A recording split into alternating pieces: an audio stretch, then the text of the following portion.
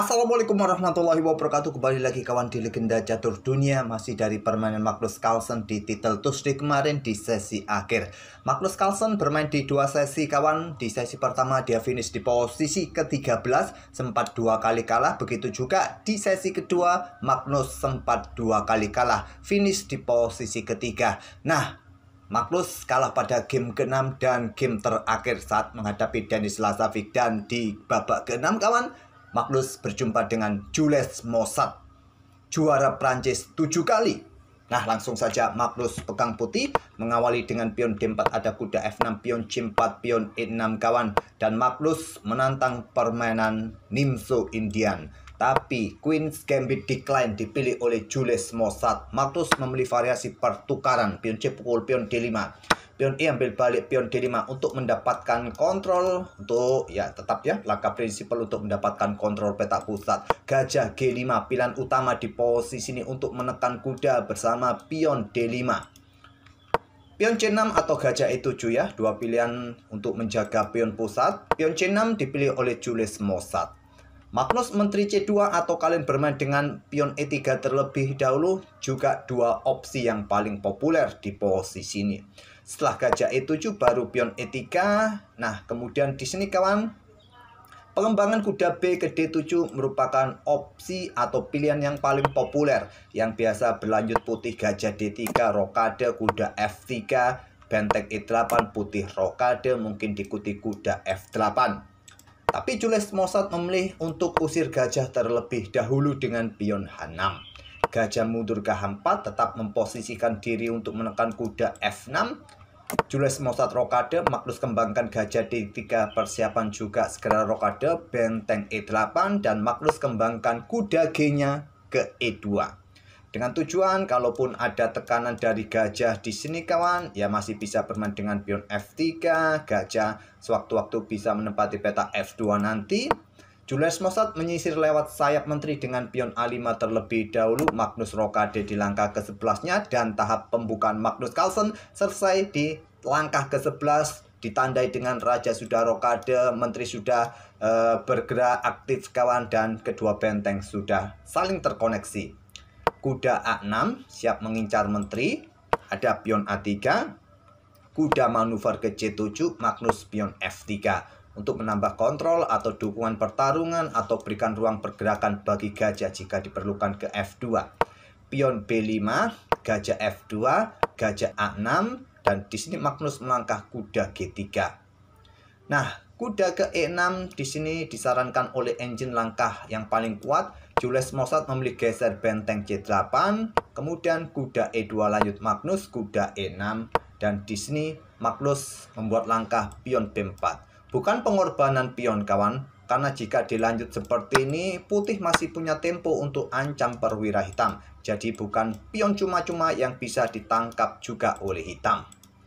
Tapi di sini gajah B7 terlebih dahulu menghindari serangan di lajur A dan benteng B1. Benteng AB1 baru hitam pertukaran pion. Pion A pukul pion B4, ambil balik, ada benteng A8. Gajah F5. Benteng A4, menekan pion yang di sini. Ada menteri D2, gajah D6, gajah C2 serang benteng, benteng A3, kuda C1 lanjut Magnus. Pion H5 kawan lanjut Jules Mossad mulai menyisir serangannya lewat sayap raja, dan di sini kuda D3 mungkin siap menempati pos peta C5 nanti ke depan, menteri B8 bersama gajah. Idenya untuk mendapatkan pion H2, pion juga siap didorong. Tadi langkah kuatnya menurut engine dengan pion G6 kawan. Oke, pion ini siap didorong. Nah, raja ke H1, pion G6, benteng A1 menantang pertukaran jual beli benteng kawan di lajur A. Kemudian Jules Mossad melangkah kuda G7, buka jalan bagi benteng menekan lajur E atau siap manuver. Mungkin juga berikan jalan bagi gajah untuk mendapatkan diagonal yang lebih terbuka kawan. Kuda F1 lanjut Magnus. Di sini gajah C8, gajah G3 menantang pertukaran. Jules Mossad melangkah kuda F5. Langkah-langkah kedua pemain sampai langkah ke-29 ini terbilang cukup presisi kawan. Nah, gajah pukul gajah, Magnus Carlsen menukarkan perwiranya terlebih dahulu, ambil balik oleh kuda. Dengan tujuan petak C4 nanti ke depan. Kuda C5, kuda C4, menteri terancam, menteri C3.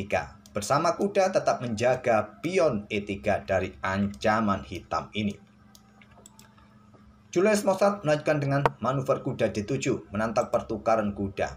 Ditolak, Magnus melangkah kuda mundur ke D3, menteri D6. Dan di sini ada benteng AE1. Stockfish menyarankan dengan pion F4. Tapi dengan benteng E1 lanjut Magnus untuk perkuat lajur E-nya, ada pion H4 dihentikan dengan pion H3. Tapi dengan mendorong pion semacam ini, kita lihat ada ruang lemah ya di area gelap ini kawan. Ini akan membuat kuda ini kesulitan meninggalkan tempatnya kawan untuk menjaga ruang-ruang gelap ini. Nah, langsung bisa dilihat oleh Julius Mozart. Kuda F6 kawan. Siap mengisi peta G3 nanti ke depan, juga berikan akses bagi gajah terang bermain di diagonal C8 H3. Benteng E2, gajah F5. Nah, kuda C5 merupakan langkah terkuatnya memilih menteri ke peta E1, mengincar pion Magnus, atau juga memberikan dukungan pertarungan nanti di lajur E. Mungkin kuda siap berikan akses bagi gajah juga nanti kawan di diagonal ini. Nah, kuda ke A3 tadi yang kuat kawan, tapi memilih kuda ke H5 dan Magnus caplok pion H4. Menteri caplok pion H4.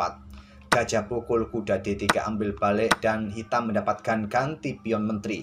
Menteri ambil pion B4. Magnus melangkah raja G1, menteri C3.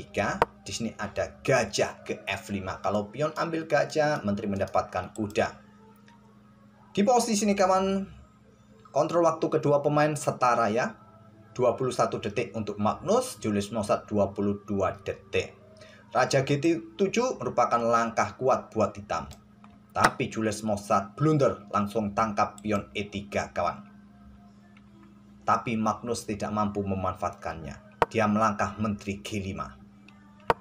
Magnus di sini ada langkah kemenangan dengan gajah D7 ancam benteng. Dan coba lihat, benteng tidak punya tempat yang bagus lagi kawan untuk mengawal kudanya di peta E3, karena kuda juga mendapatkan begitu banyak tekanan di sini ya.